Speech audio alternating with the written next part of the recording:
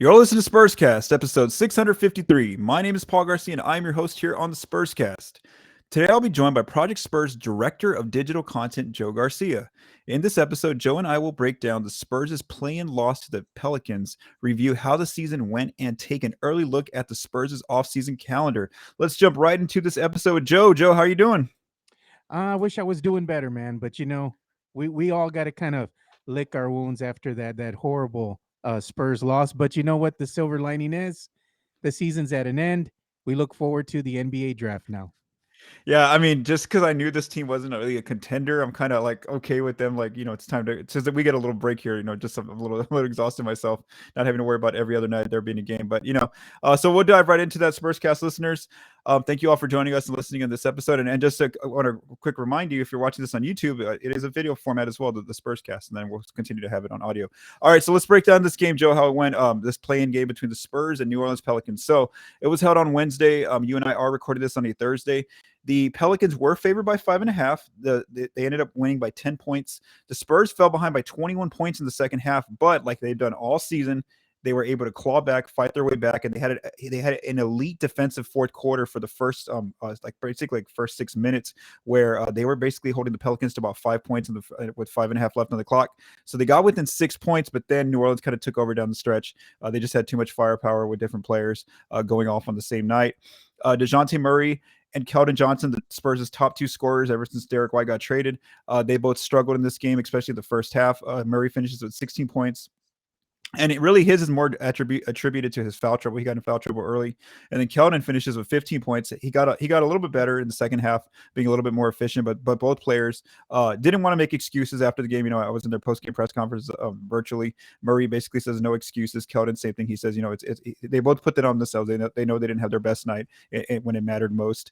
Devin Vassell though had a really great night. A team high 23 points. He made 7 threes in this game. Kind of kept the Spurs in it as much as he could. Jakob Poeltl finishes with 16 points. Josh Richardson, 12 points, and Lonnie Walker IV, 12 points. We don't know if that might have been Lonnie's last game in the Spurs uniform.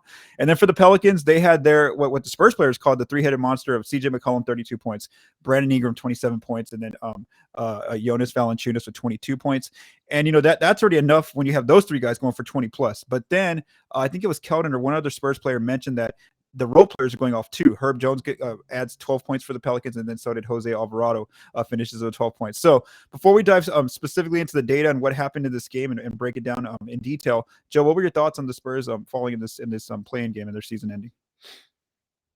It was to be expected. I think if you're a diehard San Antonio Spurs fan, or steward of the game, you could kind of see where this particular team was going to go. you know, Mm-hmm. they're very young. They still have a lot to learn. And just getting into the playing game already there, that was a moral victory because, and for all intents and purposes, if you look at this team in the beginning of the season when they were not very good at all, they were losing games left and right. You wouldn't expect them to, kind of put things together a little bit and go on a good run at the end of the season to go ahead and topple the Lakers. They went ahead and put their play-in hopes to rest, and the Spurs were, of course, here at this play-in game with the Pelicans. But with the inexperience, you kind of expect that out of your younger core. But the thing that was surprising to me was seeing DeJounte Murray get rattled early, and I Mm-hmm. think that kind of set the tone for what was going to happen for the rest of the game because he wanted to try to do too many things, I think, all at once. He really wanted to win this game, but at the end, trying to force the issue got him in foul trouble. He's trying to be overly aggressive. Mm-hmm. And what the Pelicans did, credit to them and their defense, they went ahead and attacked DeJounte Murray. They went ahead and attacked Keldon Johnson and made it hard for them to score. And specifically, I watched what they were doing to DeJounte right out the gate. And it's kind of what me and Colin Reed were talking about in our Mm-hmm. preview is they were going ahead and guarding those passing lanes quite well, making it really hard for DeJounte to get the ball to his teammates. And what happens? They revert back to kind of making those poor decisions, poor execution with the ball, and just kind of trying to force the issue. Play lazy offense is what I call it. When you're just chunking up threes with a lot of clock left, that's you don't need to do that. And especially when the intensity level is at an all-time high. I just felt that the Spurs just, you know, kind of play to who they were. We kind of Yeah. kind of knew what they were all about. And unfortunately, we thought this was going to be a culmination of them actually showing the growth and learning and putting it to good use in this playing game. That was not to be, but they still showed that even though they have work to do, the pieces are there, So let's see what they can do come next season. You had a great point there about how the Pelicans are kind of getting the passing lanes, and actually that's something that post All-Star break they were one of the top defensive teams in terms of turning you over as an offense. So that's actually one of the in a way the Spurs kind of should have known that was going to be one of their things defensively was trying to disrupt your offense, and it looks like the San Antonio was surprised there. So now let's kind of jump Joe into the actual data and see what exactly were the weaknesses for the Spurs in this loss to the Pelicans. So we're going to first look at offense. You know, First of all, like you kind of mentioned there, the Pelican. One of the cool things about the playing game, and because it's almost like this next step to a playoff game, is that a team has time now, multiple days to kind of scout you, figure out how can we make your strengths your weakness. I mean, take away your strengths and make you have to play through your weaknesses. And so this is just a perfect example of what this young Spurs team could see. They're going to see now if they make it to the playoffs next year or even the playing game again. They know what teams are going to do to them on offense, how they're going to try to stop them from scoring. So first thing they did is, and a lot of teams have done this when they beat the Spurs, they've taken away the paint from the Spurs. The Spurs had a very tough time getting shots in the paint, and that's one of their go-to areas for scoring. This is a very aggressive team. So they scored just 38 points in this game. Normally they average about 53 paint points. So that's a huge issue. But the Pelicans kept them out there. When the Spurs did get in the paint, kind of what you just mentioned, Joe. It looked like Keldon, like DeJounte, a lot of these players were just rushing shots when they got there. I think because they were just so happy to get in that area. Finally, they could get a shot off. Well, they end up shooting 41% of the paint, which is very low, a very inefficient number when you're shooting less than 50% from the paint. And normally the Spurs shoot 56% of the paint. So that was definitely a big issue. Was that not only did the Pelicans do a great job defensively of keeping the Spurs out of the paint, but then when the Spurs got in there, they saw multiple bodies in there and multiple hands and arms, and they had tough nights shooting the ball in the paint. What you just mentioned, Joe, the data says it right there. The Spurs, who are a very good assist team, only had 19 assists in this game. Normally, they average about 28. So this Pelicans' defense, you could give them credit there. Kind of what you mentioned about the decision-making by some of the Spurs players. The Spurs' assist percentage, which is normally 64%, it was down 13%. Just 51% of their shots were assisted on. And one of the strengths for the Spurs team is getting second chance opportunities, and they only collected 8 offensive rebounds. And I know that they averaged 11 during the season, but that can be a huge part of your game if it's a close game like we saw here in this game when it got down to a 6-point game. And then lastly on offense, this Pelicans, this is what happens in playoff basketball is that teams, the game slows down, it becomes a more grinded out kind of game, and so you see a decrease in scoring. You're not able to anymore just get up and down the court and you get all these fast break transition type points. Now it's a more of a half court type game I'm saying play in, but it's kind of like the playoffs. So Joe, what are your thoughts on what the Pelicans did to the Spurs on offense? They attacked the areas that they needed to go ahead and make the Spurs be their own worst enemy. Because they become a little bit too complacent at times because they rely heavily on one DeJounte Murray to facilitate the ball, and by taking that half facet of the game away from them, they become a team now where you have to rely on the individual players to start executing. And unfortunately, that was not the case in the play-in game because much like the other games that we saw, I think it was one of the last games of the season when the Spurs got the win before they went in on that losing streak. The way that they won that particular game is that the individual players were executing, meaning that they had open shots and they were knocking them down. In the play-in game, they did not have a lot of open looks. They did have some, but most of the open looks they had were from beyond the arc, and they were not executing great from beyond the arc. And then the mid-range jumpers, where a lot of them were contested. You had to go ahead and have either a pick, you had to come off a screen, you had to have some help from your teammates, and they really didn't play that facet of the game really well. There were a lot of lazy screens being set, not a lot of pick and roll action, to speak of at all. At that point, it's just individuals trying to go ahead and force the issue, which is what we saw a lot of, and unfortunately making poor decisions, poor shot selection.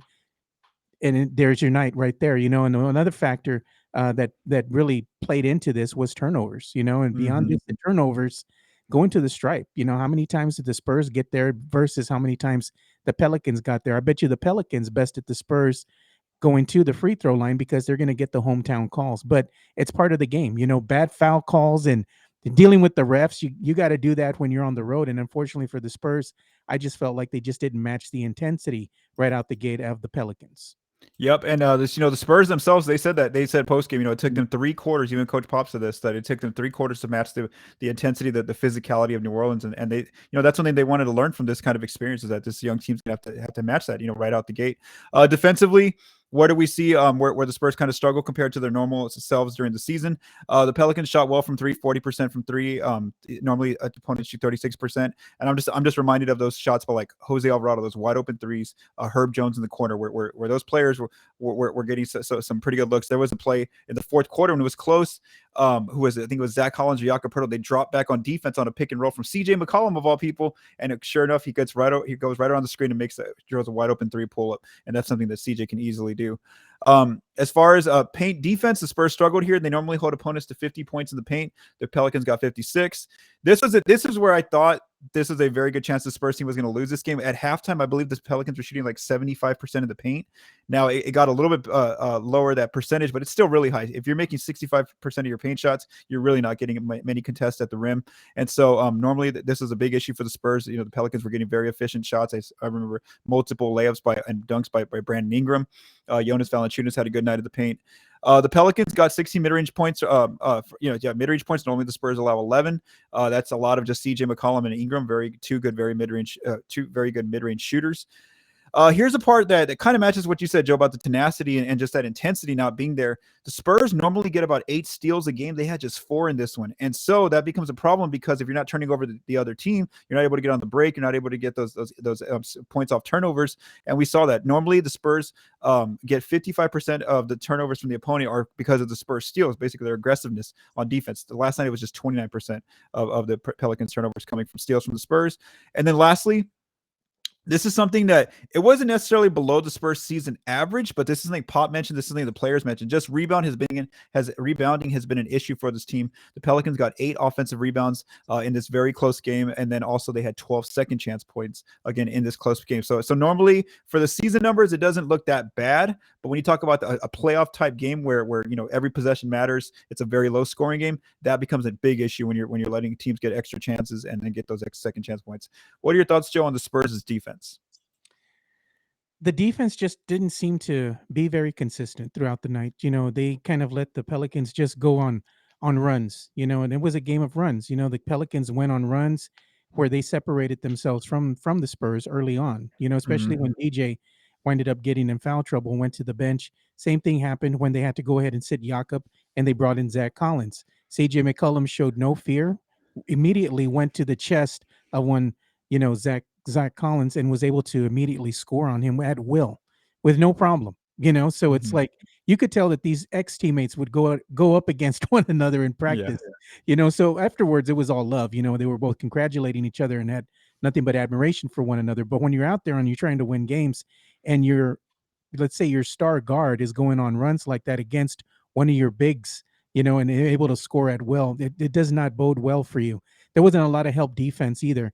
It seems like there was a lot of defensive assignments that were missed, miscommunication out there on the court. But again, it's all indicative of a young team still trying to find their way, being in the big moment and kind of folding because, unfortunately, the intensity level was at an all-time high, and this team was new. This is a new atmosphere for them, new experience, should I say, not for all of them, but for most, because some of the veterans that were here in the last playing game were not with this team any longer. And I'm just speaking specifically of one Derek White. Now you have backup point guard and Trey Jones, and that was another big issue, is the guard play, and that became a factor because CJ McCollum actually scored 32 points to finish the game. So, there you go. One of your better players is playing at a high level and also being able to facilitate and get other teammates involved as well. So you saw the scoring that was a little bit more balanced for the Pelicans versus the San Antonio Spurs, which they rely heavily on their starters. But the bench actually came out and played decent enough for the San Antonio Spurs. In the playing game, it was the starting unit that kind of was lackluster. I think the bench, they outscored the New Orleans Pelicans 33-20. Another thing that was interesting to me was the fast break points. San Antonio actually got more fast break points than the Pelicans, 13-6. But ultimately, the game was decided inside the paint. So unfortunately for the Spurs, when you're having their opponent score that many points inside the paint, that shows you that your interior defense was lacking. And sure enough, there you go. No, for sure, for sure. So I mean, yeah. So I mean, Vegas thought the Spurs probably were going to win that game, and so they really struggled for them to actually come back and make it competitive toward the end. Was at least one A lot positive of heart. from the loss. Yeah, Yeah. a lot of heart, like you said. And Coach Pop's talked about that numerous times this year.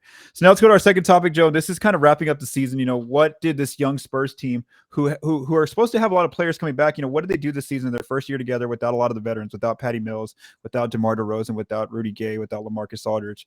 So they end up going 34-48 overall as a team. So they did beat their Las Vegas projection. They were really supposed to win, I think, 29 and a half games. They did make the play-in tournament. They finished 10th out west. Their offense was kind of what we expected. We didn't think this would be an elite offense at any time. Even Coach Pop, I remember early on, I think it was in training camp, he made a comment where he was like we're lacking on offense or something. He made some sort of comment. I got to look it up. Anyway, so they end up finishing 17th. That's not too bad. I honestly thought they might be a bottom 10 offense considering they lost DeRozan, and we saw that DeJounte really took his play to another level on offense. So they end up going 17th on offense. On defense, this is where it was kind of, I think, a little bit more of a disappointment. A lot of people thought, maybe this could be a top 10 defense with Derek White, DeJounte Murray starting, Jakob Poeltl, Devin Vassell. And no, they were league average. They're about 16th on defense, so it wasn't quite a top 10 level defense. And then we know they traded Derek during the season. So now let's dive into first. Let's talk about their offense. Just as a whole, what do they have set up? Because like I said, a lot of these players are coming back next season. And so what do they have in place that's top 10 already? And then what is their big issues on offense that they really need to address where they bottom 10? So I'm not going to put the numbers specifically. I'm just putting just, how they ranked this year. So obviously, like you mentioned, Joe, they're a very quick team with their youth and athleticism. They finished, they're in the top fast break point scoring. They're a very good team. And this is attributed to DeJounte Murray and turnover percentage. DeJounte had the ball in his hands most of the year, and he was a very good point guard about not turning the ball over. So they're good, really good there. They're a very quick team with their pace. They're one of the top passing teams. Offensive rebounding is a strength for this team with Jakob Poeltl. Here's a part that's a concern considering they are 10th. They were top 10 in it. It's that floater range makes and accuracy. I know they were a good team for making those shots, but if that's part of your offense and that's a strength of yours, it's not very good because that's kind of a shot that defenses want you to take. Like I've mentioned since the start of the season, that's a very low efficient shot, those floater range shots. And those are very difficult shots. Nobody shoots over 50% on those. And so even though, yes, the Spurs were top 10 in makes and accuracy from there, it's still something they want to try to get their players either closer to the rim, to the foul line, or just taking threes. They were a very good team at scoring in the paint overall for the season. And then also their mid-range makes, that's still – in mid-range makes, but that's also a concerning sign in today's NBA. You don't want to be a top 10 team in a mid-range makes unless you have like Kevin Durant on your team. Where did they really struggle on where were they bottom 10 on offense this year? Effective field goal percentage, they really just as a team overall from the 3-point line combined with the inside shooting, they just weren't a team. They really went like a roller coaster where they had waves where they would shoot very well, and then they just had another wave where they just struggled as a team. They're not a very good team in terms of getting to the free throw line. One positive is that post All-Star break, they were actually one of the top 10 teams in getting to the line. So again, that's a smaller sample size, but overall as a whole, they were a bottom 10 team in getting to the free throw line. They're even though yes, they increased their threes as a team this year, overall against the whole league, they're still a bottom 10 team in terms of taking and making threes. And then they just don't generate kind of what you said, Joe. They just don't generate a lot of wide open threes for the year. They're bottom 10 in making wide open threes. And then also when they get those wide open threes, they weren't very accurate. They were bottom 10 in 3-point accuracy from wide open three. What are your comments, Joe, on these, or what are your thoughts on these top 10 and bottom 10 areas on offense? Again, and it's indicative of a young team still learning, trying to find their way. And it also shows one important facet as well as of the San Antonio Spurs game itself is DeJounte Murray, while he is a bona fide NBA All-Star now, he obviously does need help. You need to have a consistent second or even a third scoring option out there. And with DeJounte kind of handling that load on any given night, having to go ahead and put up a triple-double, it shows that this team still needs some extra pieces, and that's going to be exciting and also disheartening to Spurs fans because the front office is going to have to make some tough decisions in the offseason. And that might be saying goodbye to some of these fan favorites like Lonnie Walker, if in fact you're going to wind up keeping Josh Richardson, because you can't afford to have both of them on the team. You could maybe, but I mean, what are you going to wind up doing towards your future if you're going to want to go after some bigger names. Because right now in the free agent market, there's not going to be a lot of big names that are out there that the Spurs or anybody else is going to really want to go after. You're going to have a lot of, let's say, pieces that you can go ahead and put on a team that could actually help the team get a little bit better. And I think that's maybe what the Spurs can go ahead and add to this roster moving forward and going into next season, is maybe some pieces that can kind of help tweak the offense a little bit more by adding some more savvy veterans. Because let's face it, if you're going to go ahead and get a couple picks, like the Spurs have coming up in the first round of the draft, these are going to be projects. So they're not going to be ready to go right out the gate. They're probably going to spend a lot of time with the Austin Spurs. So unless you find somebody and you package all your picks to get a top 3 or a top 5 pick, and you see that it's instantly going to change the franchise, you're still looking at maybe a season or two before that in fact does happen, and this team will get back to the promised land and push on through uh, to get into the playoffs. But there's still some work that needs to be done. I think what it's showing is that they're on the cusp of being able to, clearly define themselves as a bona fide playoff team, but the team still needs some work. So right now, there's still a work in progress, but it's going to be an interesting offseason. Let's put it like that. Yeah, no, for sure. And just like, so one thing that I think they can do in-house in terms of development is that 3-point ball where, the players, outside of Keldon and Doug McDermott, there really wasn't any other consistent shooters. Devin kind of went in waves. Lonnie was inconsistent at times. Primo, he was in his first year. DeJounte, all these players, Richardson was, I have to give him credit there. So like, again, if those players work on their 3-ball, maybe they can get it like how Keldon just came out of nowhere. Even Coach Pop said they didn't expect this as a team, that he was going to become their best 3-point shooter. So if those players can take their development and really just become, just better shooters, and it's easy to say, but it's actually hard to do. That's something where they can at least raise their effective field goal percentage and their 3-pointers as a team. The part where, like, you're right, Joe, where you really see the lack of not having that go-to star. And I know DeJounte is the all-star, but he's not a player, and neither is Keldon, that they don't get to the line very often, like at an elite level, like, some of those all-star level players, or some of those like all NBA level players. And so I do wonder if that's going to be somewhere where they address, trying to get a player, whether it's through trade, whether it's, I don't know, there's not many players out there in free agency this year, a player who can kind of get to the line and kind of carry the offense a little bit, and just kind of when the game gets tough, trying to get that number a little bit better as far as getting to the line, because that's definitely an area of need when you're just relying on jump shooting or scoring inside the paint. Because when one of those things gets taken away, well, then it's hard for you to score if you're a bottom 10 team at the free throw line. Yeah. Now let's go ahead and look, Joe, at the defense, and what were some strengths for this team, and what do they have in place right now that there's some building blocks, and then what do they need to address? And so the part about the addressing something, I'm going to kind of make a comment here because it's bothered me all year. So anyway, let's first talk about the good stuff on defense. They were really good. This is just a staple of Coach Pop's defense: is do not let the team get out on the fast break. So the Spurs were a top 10 team there. That's always been one of their principles. Don't let the team get the easy points against you out on the break. They were pretty good in blocks this year. They were top 10 there. And of course, give all that credit to Jakob Poeltl. Zach Collins made some pretty good blocks throughout the year as well when he started playing. This is again another stat attributed to Poeltl.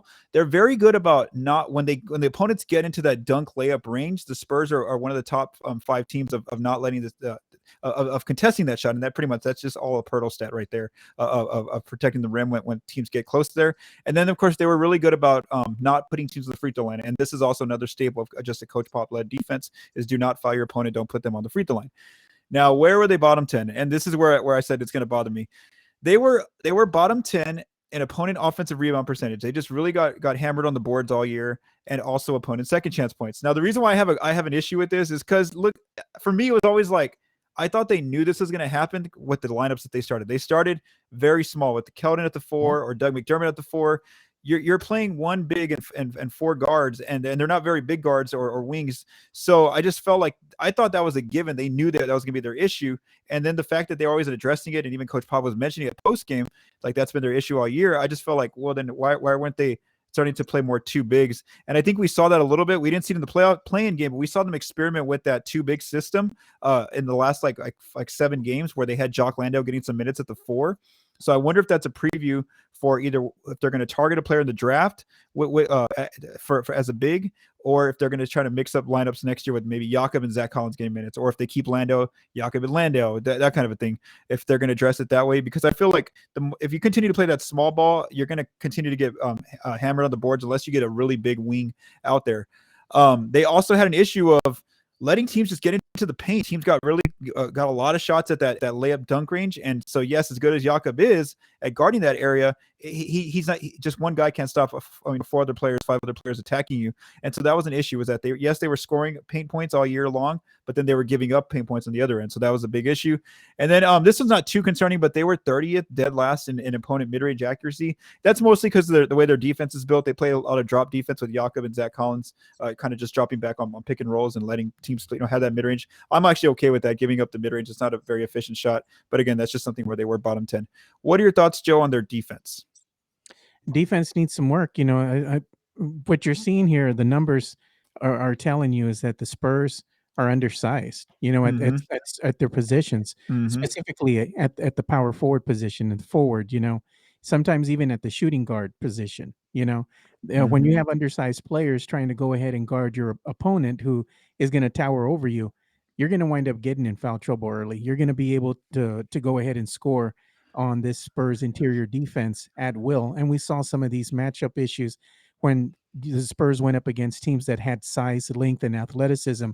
They kind of got themselves in trouble, so they're going to have to go ahead and kind of look towards either the draft or free agency trade, something to go ahead and shore that up, because you're going to go into games just about every night. You're going to wind up getting out rebounded on the offensive end because you're just undersized. It's hard to box people out when they can just jump right over you, and get the rebound. And you're over here just trying to fight for dear life, trying to keep them off the boards the best you can. But it's just indicative of the Spurs being undersized at certain positions, In particular, the one thing that kind of worried me as well is Lonnie. I like Lonnie as a player, but he was undersized at his position, so he was always trying to have to play catch up and try to find other ways to defend his opponent without getting in foul trouble. And then the flip side of that is he wasn't a very consistent player from the offensive end. Not on the first half of the season, but as soon as the Derek White trade, trade was made, he became a little bit better, a little bit more consistent, but still lacking, in my opinion. So it's going to be interesting to see what they do with that particular position. And we need a scoring big man. I mean, I'm saying we, but the team needs a scoring big man, because if you look at other teams throughout the league, they have that one scoring big that can kind of go ahead and shoot either the mid range or shoot the three. Look at Cat. He can go ahead and shoot a mid range jumper, shoot a three, and also go ahead and give you some spectacular plays inside the paint. When you have a type of player that's very dynamic at that position, it kind of opens up the game for everybody. And right now we just seen DeJounte kind of struggling to keep this team relevant and stay afloat and keep them competitive on any given night because they are so short-handed. Jakob Poeltl, I love him to death, but in my opinion, he ain't it. He's a decent enough starting center, but is he going to really get you beyond just a play-in game? Probably not. You're going to need some help. You're going to need a prolific scorer. It's going to have to come from somewhere. And until they go ahead and shore up some of these positions, they're going to always wind up getting beat on the positions or the defensive positions that we just said, opponent's offensive rebounding, second chance points, opponent layup dunk ranges. I mean, dunks made, it's because somebody missed an assignment and the help defense comes too late, and basically they can just go over the top of you and dunk on the defender, points in the paint too. It's hard to keep people out of the paint when you're undersized. It's a tall order. So definitely some things that they need to work on, but it's not going to make the team instantly grow 2 or 3 inches taller. Yeah. That's going to have to be done by getting some other players. So again, exactly. Offseason is going to be interesting. Yeah, no, you just summed it up perfectly there. That weakness on defense, whereas on offense we said yes, the 3-point shooting they can maybe develop a little bit better on their own. that part about defensively getting better with size. You just can't. You have to either you have to do a really good draft pick. You have to get trades, or you have to sign players, and you got to find out who fits that mold. And it really makes me think. Now it makes me just seeing these numbers and how the season ended. It makes me now know exactly why we saw so much interest in John Collins last year. He would have been one of those perfect pieces as a 4 who's mobile, who can kind of space the floor on offense, but then can help out on the boards, can kind of switch. And that's something the Spurs don't have. The closest thing they have to a player who's like at a 4 who kind of play like both the 4 and 5-ish is Keita Bates-Jones, but Keita just isn't even close to that level. So again, that's where you look at, maybe they look at a trade for a player like Collins. Maybe in the draft they get lucky and get at the top, one of the top 3 picks, and maybe they end up they're in the range of like Paolo Banchero from Duke. Those are the kind of players they need on this team, I think, to increase that level. But again, that's just, it's so, like you said, it's so easy to say it, but it's not easy to get that player. Whether it's draft, trade, or signing that player. Every time I hear Banchero, it makes me laugh because I remember somebody on Spurs Twitter put Banchero and eggs. So every time they say Banchero, that's what it reminds me of. But another favorite of the fans during the offseason last year was Laurie Markkanen. They wanted him as well. So yeah, now whereas John Collins, I could see fitting it, Laurie Markkanen not so much, because he kind of fits more so toward like the Jakobs slash Zach Collins type, where he's gonna be more at the 5 than you need him at the 4. So yeah, in a way that one almost, it was wishful thinking, Paul. Wishful thinking. All right, so and now a word from our sponsors.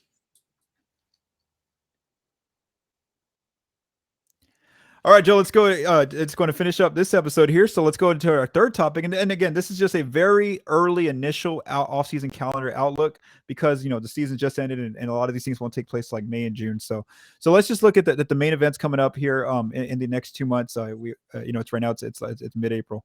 The first thing that comes up is the lottery coin flip. Now, there's not a specific date that I know the NBA tells us. It kind of just pops up one day and they say this lottery coin flip was made.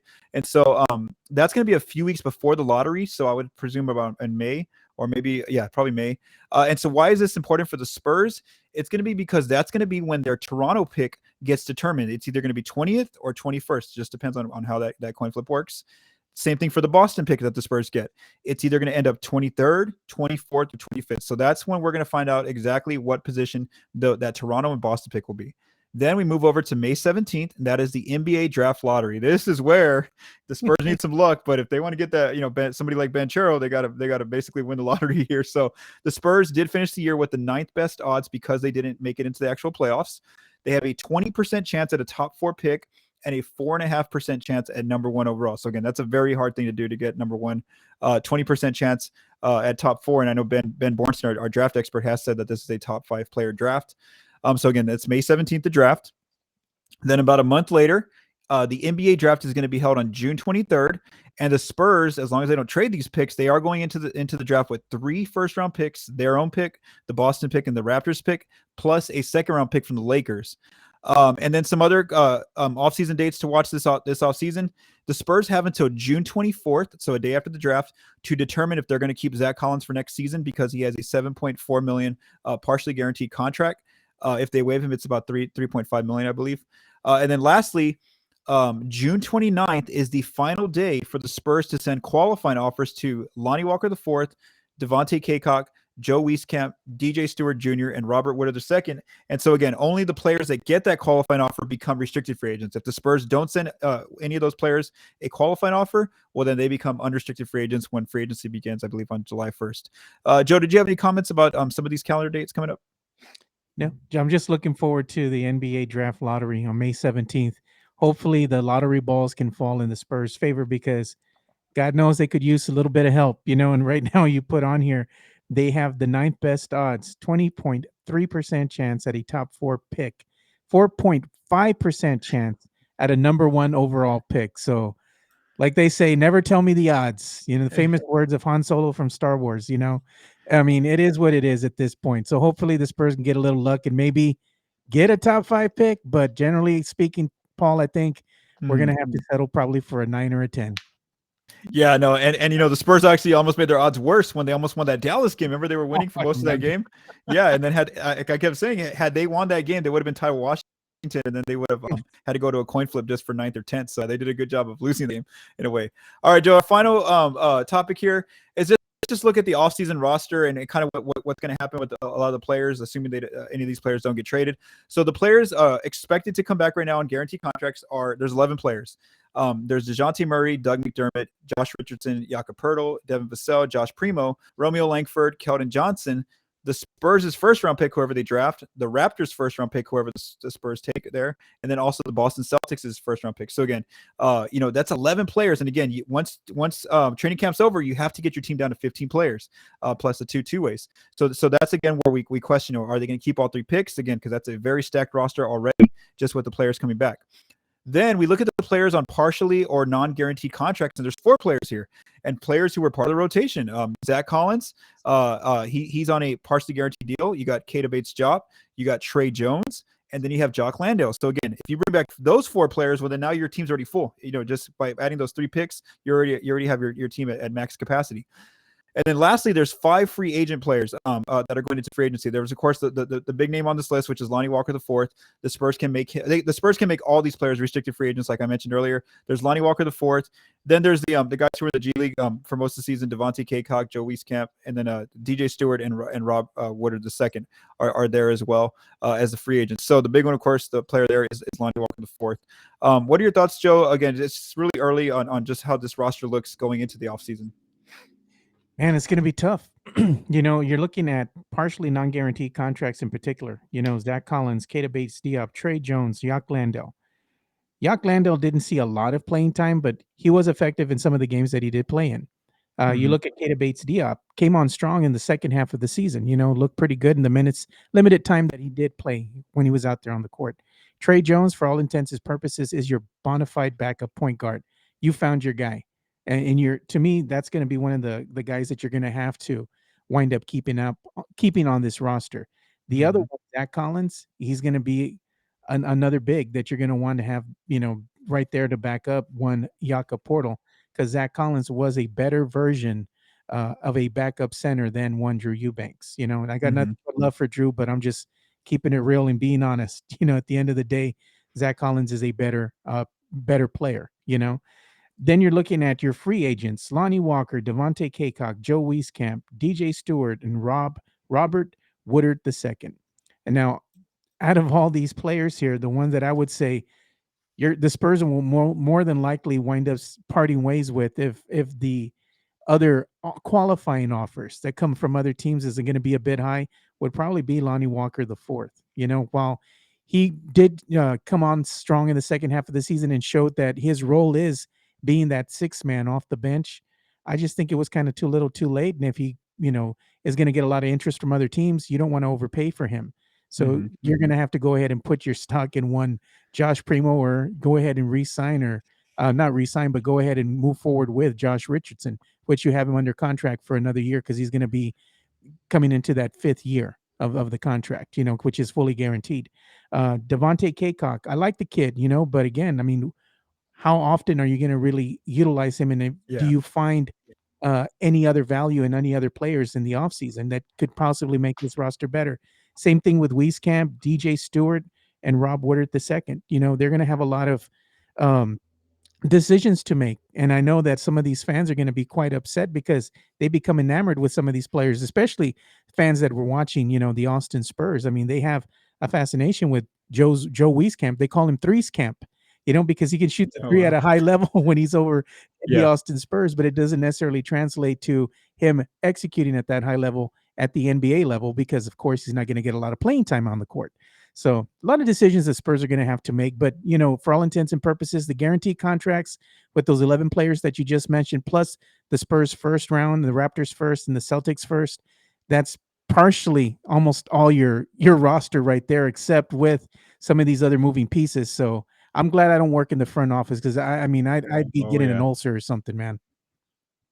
Yeah, if I had to say any kind of locks on the players that are in that partially guaranteed or the free agent area, I would say Zach Collins, I think it's for sure a lock to come back, and Trey Jones out of all those players there. Again, I agree with you, Joe. I don't know what's going to happen with Bates-Diop. You could give his roster spot to one of these first to let them develop. You could give Jock Landale's spot as well, but even though Jock did play well toward the end of the season, like you said, especially I wonder if they're very interested in using him as a 4, because that's kind of what he mentioned as well, that he got more minutes that way. That And so I wonder if they like that and maybe they address that, they keep him, because I could totally see Jock staying if that's the way they wanted use him next year. Lonnie, I could see both camps of yes, he started to come on after Derek White got traded. He really figured it out, started putting up some 20-point nights. Or B, they have Josh Primo who can develop. They have Devin Vassell who can become now when you want to give more possessions to more offense. They have Josh Richardson. Maybe they want to give Romeo Langford a shot next year as a scorer off the bench. So again, I could see both ways of whether they bring back Lonnie or they don't. Again, I wouldn't say he's a lock just yet. And same thing for all these players. I just don't see any of the free agents as a lock to come back. I don't think at all Stewart or Woodard will be back, just because they didn't play in the Spurs. I don't think they ever played them any kind of minutes in the regular season. Kaycock only came if it was like an emergency, and then Wieskamp. They might be interested in Wieskamp because they have helped him develop his 3-ball. And I believe I don't know who it was. It was one of the players post game right before the playing game said, Wieskamp's like one of the most dangerous shooters on this team, even though we don't see it because he doesn't play much. But in the gym and stuff, when the players see that, they know that Joe's a very good shooter. So if they're really working on developing him as one of those shooters, especially considering this team, as we talked about, one of their weaknesses is the 3-ball, maybe he has a decent chance of. And then of course we don't know what's going to happen with those 3 first-round picks. If they're going to keep them all, they're going to trade 2 of them, they're going to keep all 3. So again, we'll kind of figure out with those questions toward the end of the season. So we're getting close here to wrapping this episode up. Spurscast listeners, don't forget to visit projectspurs.com. Any kind of off-season news come out, we will make sure on Project Spurs and publish it there, so you can check that out as the offseason approaches or begins now. Also, the draft coming up now in the next 2 months, we got Benjamin Bornstein continue to evaluate different prospects, so continue to check out Ben's Prospect Watch series. Thanks to Joe for joining me here on the Spurscast episode, and also thanks to Joe for mixing and producing this episode. From all of us at Project Spurs, stay safe and have a great day.